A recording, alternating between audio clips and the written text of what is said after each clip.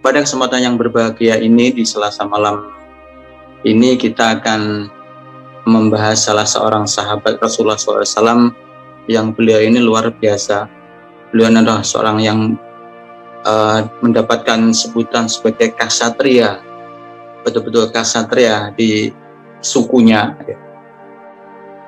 Ketika mendengar suaranya, orang-orang Badui yang di sana terdapat banyak sekali para perampok itu, ketika disebutkan nama ini, orang-orang Badui yang terutama para perampoknya sudah lari tunggang langgang.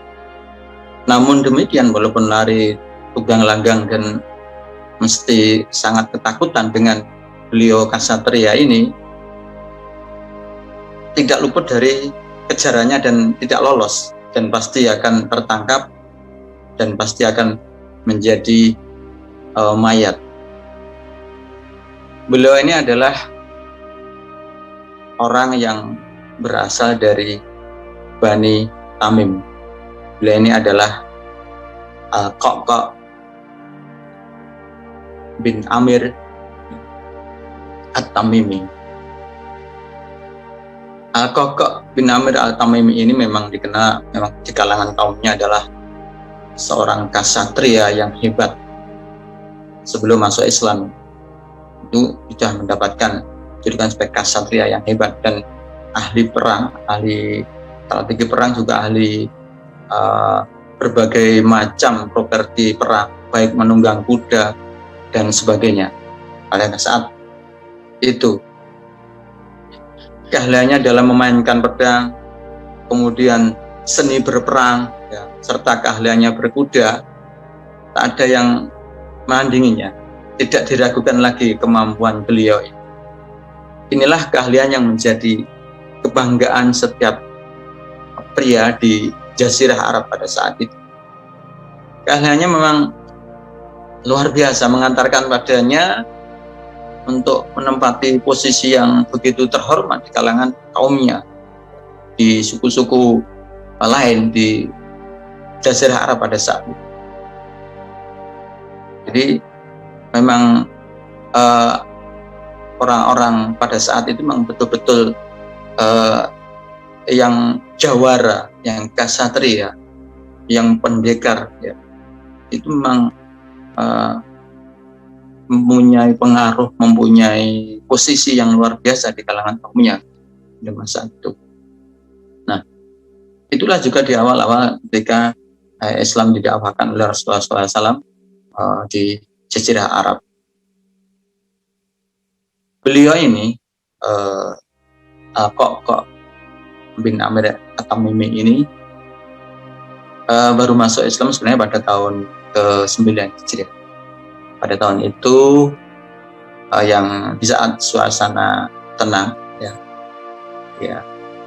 Berarti masuknya Islam Al-Qa'qa' ini tidak beda jauh tahunnya dengan Abu Hatim kemarin yang kita bahas pada 2 episode yang lalu, kita dalam seri Salam Mahabbah. Nah, pada tahun 9 Hijriah ini, ketika suasana cukup tenang, suku-suku Arab itu banyak yang datang berbondong-bondong untuk mendatangi baginda Rasulullah SAW. Di Madinah, beliau yang sudah terkenal di berbagai kabilah, berbagai suku di kalangan di Jazirah Arab, di berbagai bani, berbondong-bondong datang kepada beliau di Madinah. Untuk apa? Untuk bersumpah, berbaiat, menyatakan ingin memeluk Islam, ingin memeluk Islam, termasuk beliau ini adalah At-Tamimi ini, atau Al-Qa'qa' At-Tamimi ini. Beliau kan seorang ksatria yang luar biasa, yang biasanya selalu berinteraksi, ya, bergelut dengan suasana-suasana kekerasan, perang. membebaskan orang-orang dari perampokan-perampokan dan betul-betul kondisi-kondisi atau situasi yang selalu keras. Kemudian beliau ketika datang ke Madinah dan bertemu dengan orang-orang di Madinah, apalagi setelah bertemu dengan beliau Rasulullah SAW. Beliau ini kan juga seorang ahli syair ya, ahli syair dari suku Tamim ya, suku Tamim. Nah, ketika di suasana Madinah yang begitu syahdu yang luar biasa ini, di sana sini terdengar suara alunan ayat-ayat suci Al-Quran. Beliau ini karena ahli syair mengerti sekali apa yang didengarkan, apa yang dibaca oleh orang-orang di Madinah, termasuk anak-anak kecil, anak-anak muda, itu menyentuh hati, suatu kondisi yang belum pernah dia rasakan sebelumnya. Luar biasa. Jadi ayat bacaan atau alunan ayat-ayat suci Al-Quran ini membuatnya tertegun. Kemudian dia merasa yang selama ini saya pelajari, yang selama ini saya bisa mengerti syair-syair itu ternyata tidak ada apa-apanya. Ini yang saya dengarkan yang luar biasa. Karena beliau ini selain seorang ksatria yang luar biasa juga merupakan ahli syair ya. Nah, maka saat mereka rombongan suku At-Tamimi ini bertatap muka dengan Rasulullah SAW, ya termasuk Kokok ini ya, Kokok bin Amir ini begitu bergetar jiwanya, gemuruh hatinya. Ya, pancaran keagungan ya, pribadi Rasulullah ya. Itu ya begitu mengetuk jiwa, dan hatinya pun mulai terbuka untuk menerima hidayah Allah Subhanahu wa Ta'ala. Saat itulah tanpa ragu-ragu lagi Kokok bin Amir Tamimi ini kemudian berikrar, bersyahadat di hadapan Rasulullah SAW. Luar biasa. Jadi beliau ini langsung berhadapan dengan Rasulullah sendiri untuk bersyahadat, mengucapkan 2 kalimat syahadat.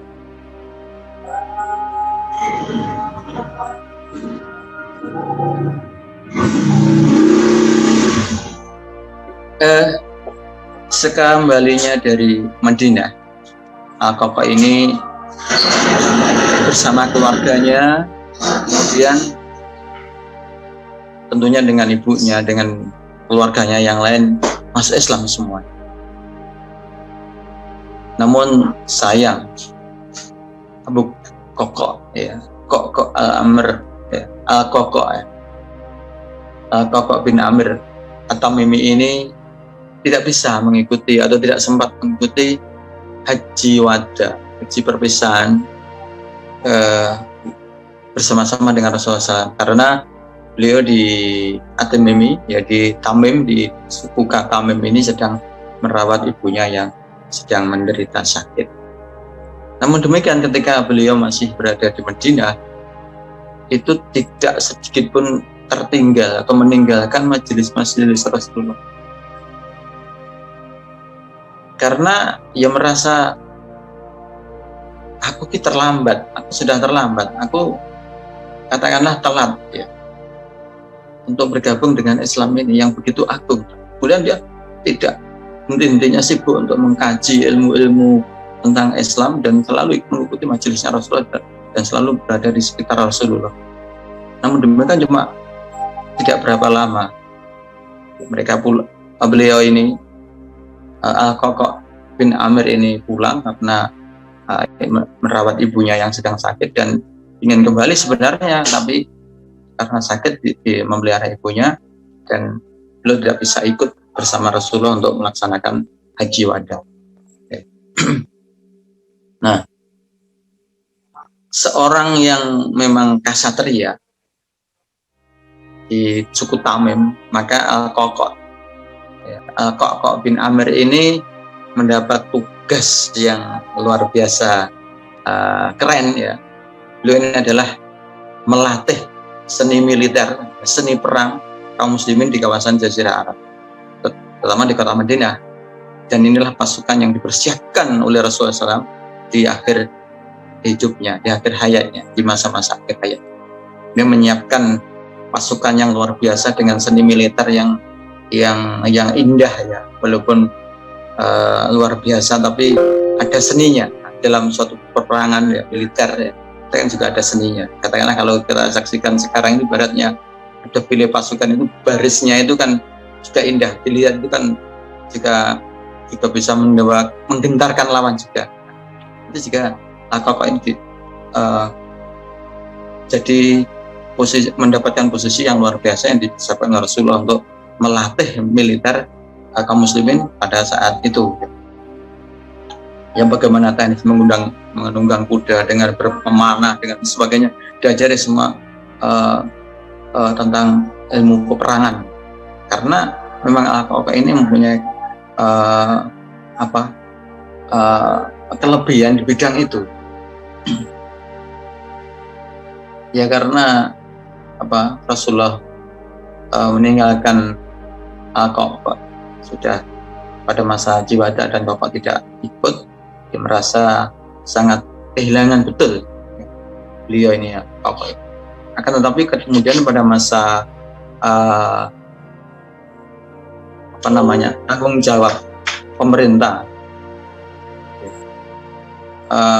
di masa beralih atau diteruskan oleh Abu Bakar Siddiq yang menjadi khalifah dalam Islam yang pertama kali untuk menggantikan Rasulullah untuk mengurusi urusan-urusan agama dan urusan-urusan kaum muslimin secara umum semuanya.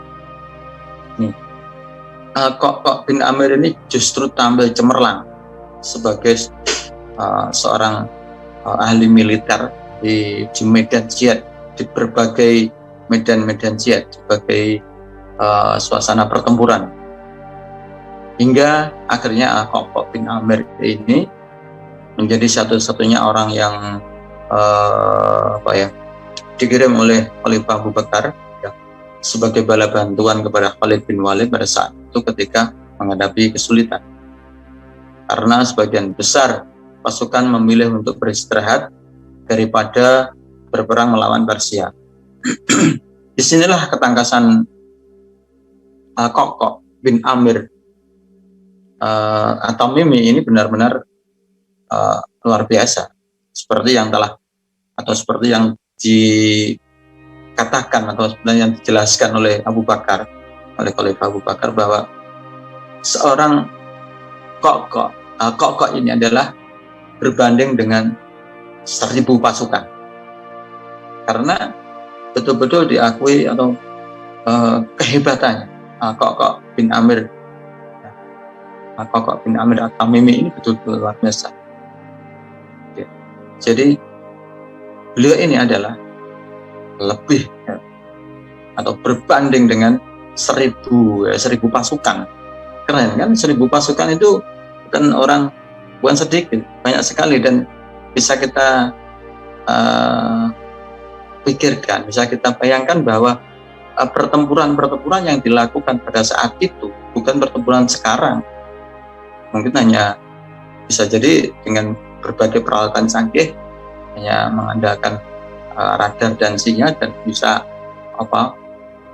rudal-rudal atau peluru-peluru sudah bisa berterbangan sendiri. Tapi pada masa itu adalah perang manual, perang kolosal biasanya, dan itu luar biasa. Kita bisa bayangkan, katakanlah kalau setiap tahun di bulan Dzulhijjah kita menyembelih 1 ekor kambing aja ya capeknya luar biasa ya, katakanlah begitu. Tapi dalam satu pertempuran di masa-masa itu adalah pertempuran yang dihadapi adalah orang-orang yang pasukan yang luar biasa. Ya tentu kekuatannya luar biasa. Betul-betul, kalau betul-betul kuat ya kuat betul ya. Betul-betul kuat ya kuat betul. Iya luar biasa. Ya kita bisa membayangkan pada saat itu luar biasanya beliau ini orang yang seperti Qaqa ini. Jadi Qaqa ini juga kaum muslimin pun juga meraih kemenangan yang gemilang, berhasil menguasai kawasan Hirah ya, di daerah Irak. Nama Al-Qa'qa' bin Amir At-Tamimi ini kemudian semakin hari jadi semakin viral ya, menjadi perbincangan di kalangan kaum muslimin ya, setelah dirinya membuat gentar pasukan Romawi ya, dalam perang Yarmuk ya, di Syam bersama Ikrimah bin Abu Jahal, yang minggu lalu telah kita bahas. Ikrimah bin Abu Jahal ya, yang dengan 400 orang ya, yang mengobarkan semangat ya ketika melawan pasukan Romawi, dan salah satunya kan juga Al-Qa'qa'.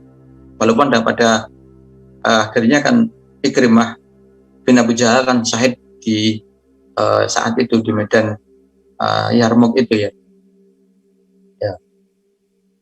Tapi Al-Qa'qa' akhirnya juga dengan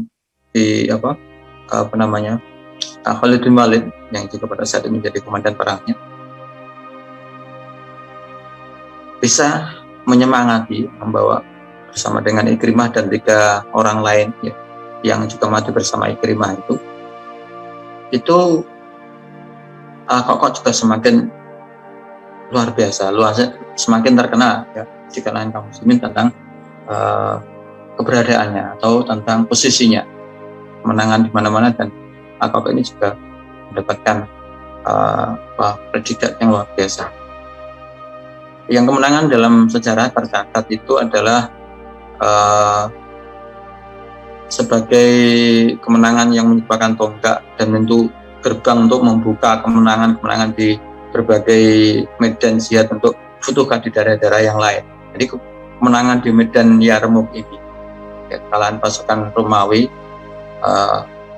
atas kaum muslim yang jumlahnya tidak berimbang kalau dipikir dari jumlah, tapi Allah memberikan kemenangan melalui tangan-tangan orang-orang yang memang hebat ya. Salah satunya adalah Al-Qa'qa' ini adalah merupakan pintu bagi penaklukan-penaklukan di kota-kota atau di daerah-daerah yang lain. Pada tahun 13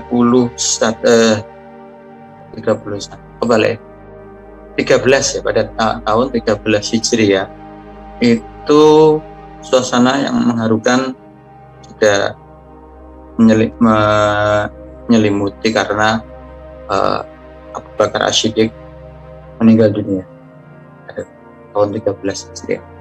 Kemudian kepemimpinan dilanjutkan oleh Umar bin Khattab. Jadi khalifah kedua sebagai Amirul Mukminin adalah Umar bin Khattab. Nah, di masa Umar bin Khattab ini, jika Abu Qa'qa' juga tetap setia dan tetap membela, taat di bawah kepemimpinan Umar bin Khattab. Pada masa Umar bin Khattab, Amirul Mukminin itu mengirimkan bala bantuan kepada Sa'ad bin Abi Waqqas yang pada saat itu juga kondisinya sakit, untuk menaklukkan kota Madain, tempat keberadaan singgasana Raja Persia atau Istana Putih, Gedung Putih Gedung Putih, Istana Putihnya orang-orang Persia, ibu kota Persia. Nah, Abu Qa'qa' ini yang posisinya ada di Sam diminta oleh Umar bin Khattab sebagai Amirul Mukminin untuk pergi ke Madain untuk bergabung kepada pasukannya Sa'ad bin Abi Waqqas. Jadi beliau yang ada di Sam ketika di daerah Yarmuk, berada di sana, pangkalan di sana, di perpangkalan militer yang ada di Sam sana. Dan Abu Qa'qa' ini Al-Qa'qa' bin Amir At-Tamimi ini diminta oleh Umar untuk pergi menyusul bergabung dengan pasukan Sa'ad bin Abi Waqqas yang sedang menggempur Persia, sedang berada di kota Madain. Qadisiyah, nah ini atau istilahnya perang yang juga sangat terkenal ya, dengan Persia. Ini kan Qadisiyah, perang Qadisiyah. Ini merupakan kawasan yang menjadi gerbang menuju benteng benteng apa ya? Benteng Jalaula, benteng Jalaula yang merupakan benteng di kota Madain, ya, ibu kota Persia saat itu. Di Qadisiyah itu kaum muslimin terlibat suatu pertempuran yang dahsyat melawan pasukan Persia. Al-Qaqah bin Amr ya datang baru ya dengan tiba-tiba dari Syam di medan Qadisiyah, ya, dengan datang tiba-tiba langsung menggebrak di medan Qadisiyah, dan ini membuat ciut nyali orang-orang Persia. Nah, karena Sa'ad bin Abi Waqqas sebagai pemimpin, sebagai komandan untuk memimpin pasukan untuk menaklukkan Persia ini sedang sakit, ya, beliau hanya bisa mengatur pasukan, mengatur pertempuran dari tenda besar yang ya tetap berada di pangkalan militernya di daerah Madain, di situ di daerah Qadisiyah, ya. Di daerah pertempuran di Qadisiyah. Nah, Sa'ad bin Abi Waqqas sebagai panglima perang pada saat itu kemudian memerintahkan Al-Qaqah bin Amr Tamimi ini bersama saudaranya ini dikasih tugas spesial untuk membereskan gajah putih, ya, gajah putih milik pasukan Persia. Kan kalau kita menyaksikan sebuah ilustrasi ya film pada film Umar bin Khattab, ya, biasanya Ramadan ditayangkan itu kan gajah, ya, pasukan gajah yang yang dibawa oleh orang-orang Persia kan luar biasa kuat, dan itu merepotkan sekali, terutama gajah putih yang besar, dan itu menjadi pemimpin gajah-gajah yang lain dan selalu membuat kekacauan di antara pasukan kaum muslimin, karena ya memang selain gajahnya sendiri yang ganas, juga orang yang di atas gajah itu kan juga membawa panah dan berbagai properti perang untuk membinasakan pasukan kaum muslimin. Akhirnya Qaqah dan saudaranya itu dapat tugas yang istimewa, yaitu bereskan dulu gajah putih itu. Gajah itu memang luar biasa kuat, ya, gajah putih. Kemudian dengan keahliannya yang luar biasa, Qaqah dan saudaranya ini berunding. Baiklah, jadi Qaqah itu melempar tombak tepat di mata yang kanan, sedang adik saudaranya ini melempar tombak untuk arah mata yang kiri, dan dua-duanya dengan bersamaan tepat mengenai kedua mata gajah. Dan gajah itu jadi karena matanya adalah kena tombak, dua-duanya kan jadi buta, jadi ya roboh, ya, gajahnya roboh, dan itu cukup membawa ya kelumpuhan dari pasukan Persia, ya. Jadi memang keistimewaannya luar biasa siapa Qaqah atau Tamimi ini. Jadi dalam suasana pertempuran yang luar biasa seperti itu, ya, kita bisa membayangkan satu pertempuran yang kolosal, yang besar, ya, antara kaum muslimin dan orang-orang kafir. Selain dia secara pribadi sudah melindungi dirinya untuk berhadapan dengan banyaknya senjata yang mengancam dirinya, dia juga fokus untuk membidik sasaran yang mendapatkan amanah, yaitu untuk membereskan pimpinan gajah atau gajah putih, dari pasukan Persia. Dan betul, ya, dengan ketangkasan yang luar biasa, kemudian Qaqah dan saudaranya berhasil melemparkan tombaknya mengenai sasarannya di kedua matanya. Ini kan bisa membayangkan betapa hebatnya Qaqah ini. Jadi berbagai senjata peralatan apa saja itu titis, ya, melempar lembing, melempar tombak untuk fokus mengenai matanya, ini kan suatu hal yang tidak mudah. Karena apa? Gajahnya kan juga bergerak terus. Jadi ini memang kalau sekarang katakanlah ketika seorang yang mendapatkan tugas militer dari pimpinannya, katakanlah jadi dalam sebuah medan pertempuran ya, untuk melawan orang-orang atau musuh-musuh yang musuh Islam, kamu adalah targetnya adalah menembak atau ini kan fokus ke situ. Nah, sekarang kan begitu ya. Ini kan kita kisahkan pada saat itu ya, senjata yang bisa untuk jarak jauh itu kan panah dan lemparan-lemparan tombak seperti itu. Kalau dalam yang lebih besar adalah jenis manjanik ya. Manjanik yang ketapel besar ya, untuk melemparkan biasanya bola api sebagainya. Jenis perang seperti itu kan membutuhkan bukan hanya kejelian dan kecerdasan berpikir, kecepatan berpikir, juga membutuhkan kekuatan fisik yang luar biasa. Ya, kita lanjutkan ya, para pemirsa channel dakwah kita ini yang dirahmati Allah, tetap menyimak di kajian Selasa malam. Nah, Al-Qaqa bin Amir ini memang ksatria yang tanpa tanding, namun berkat kecerdasan dan ketulusan terhadap agamanya membuat dirinya semakin mantap dan sempurna.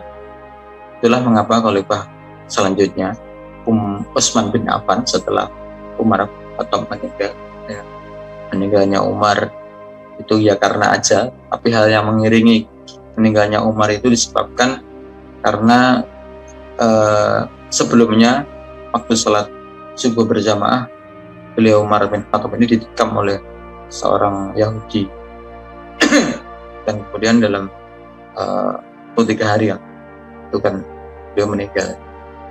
Dan kemudian Utsman bin Affan pada masa selanjutnya itu memberikan amanah, memberikan tugas yang khusus kepada Al-Qaqa at-Tamimi di daerah Armenia. Nah, jadi Armenia itu yang sekarang ini jadi konflik dengan Azerbaijan ya. Armenia dan Azerbaijan ini sebenarnya wilayah-wilayah kaum muslimin, wilayah muslimin ya. Dan itu kan daerah-daerah futuhat, ya, daerah-daerah yang taklukkan. Dan itu menjadi milik kaum muslimin sampai hari kiamat. Dan dua-duanya sebenarnya adalah Armenia dan Azerbaijan itu kan ya sama-sama negara yang di bawah kepemimpinan Islam atau negeri dari kaum muslimin. Ketika saat ini pemimpinan muslimin seluruh dunia tidak ada, itu adalah negeri kaum muslimin. Dan dua-duanya adalah sebenarnya kaum musliminnya adalah penduduk yang cukup besar dan mayoritas. Akan tetapi karena umat Islam saat ini tidak punya kepemimpinan, itu selalu dipecah belah oleh negara-negara besar ya seperti kita saksikan, jadi antara sesama negeri kaum muslimin sendiri saling terjadi bentrok, dan itu memang disengaja oleh musuh-musuh Islam yang ada di balik itu. Sebenarnya kan konflik Armenia dan Azerbaijan itu kan yang di atasnya, yang membuat konflik itu kan ya Amerika.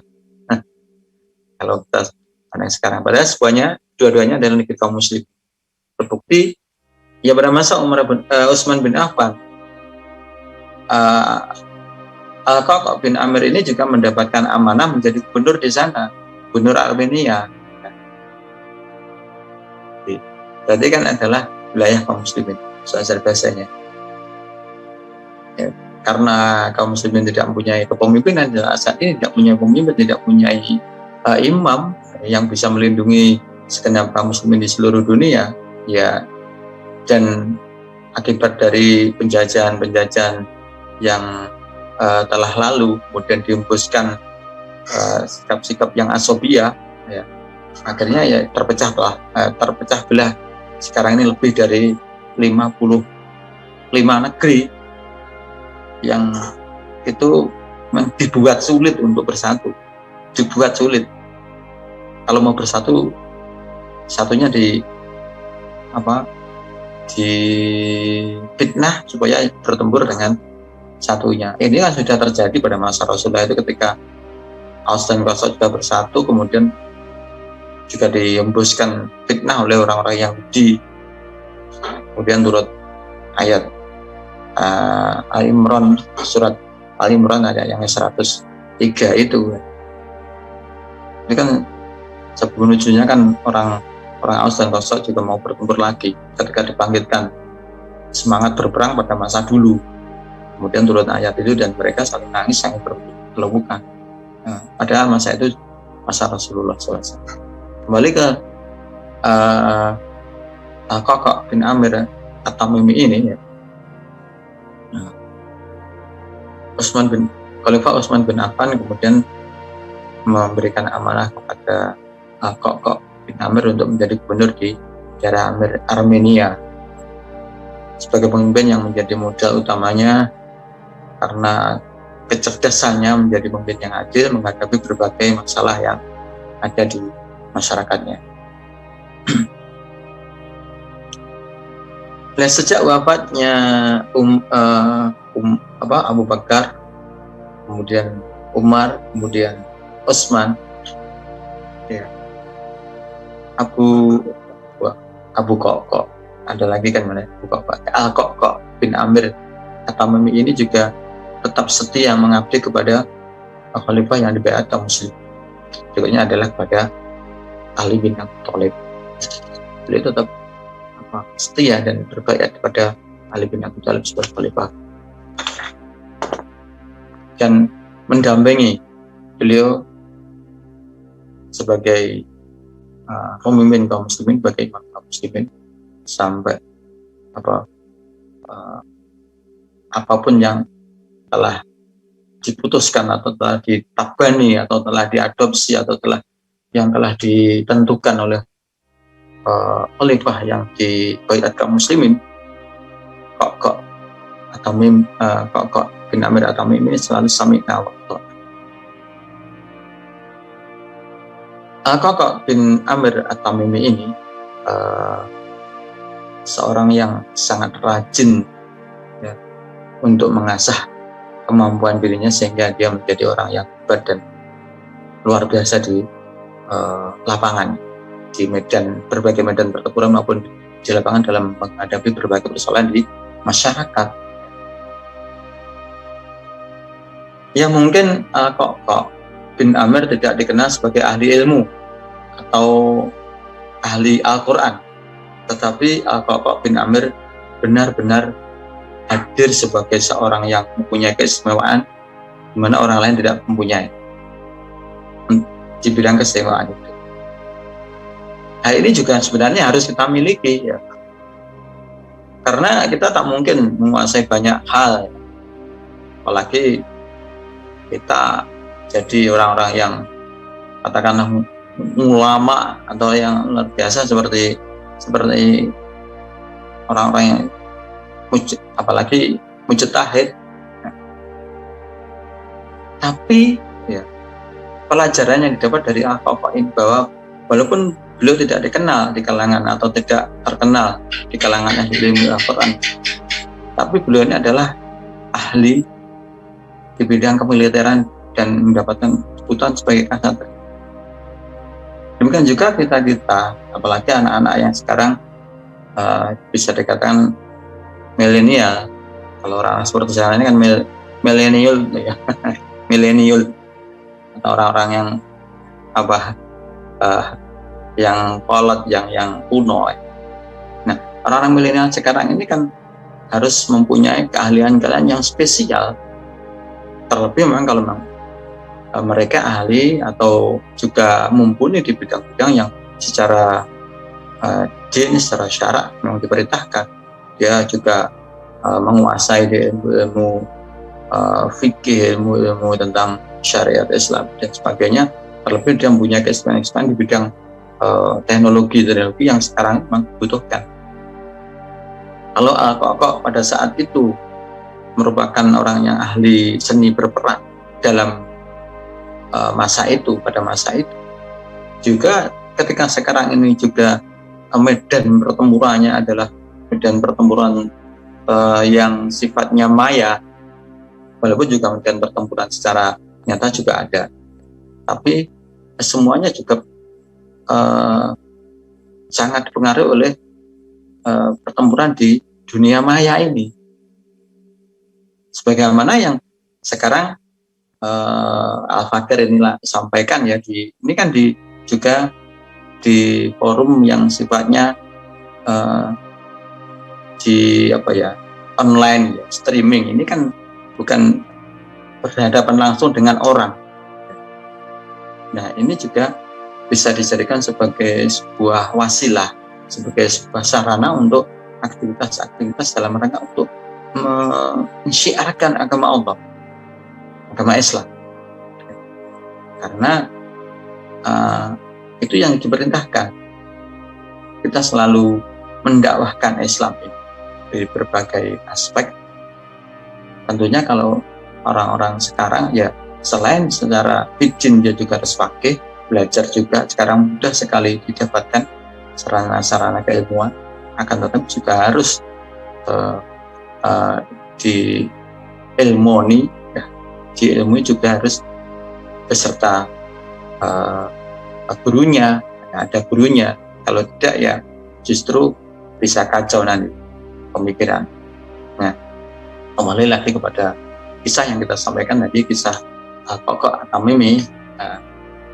Al-Qaqa bin Amir At-Tamimi ini kan luar biasa. Jadi meskipun beliau ini, Al-Qaqa ini adalah bukan ahli ilmu, tapi dia maksudnya adalah ahli ilmu dalam urusan misalkan bahasan-bahasan yang berkaitan dengan Al-Quran, ilmu Al-Quran dan ilmu seperti itu. Tapi beliau ini adalah spesial memang ahli militer. Jadi wajar kalau orang-orang seperti itu mendapatkan tempat-tempatnya juga yang mulia.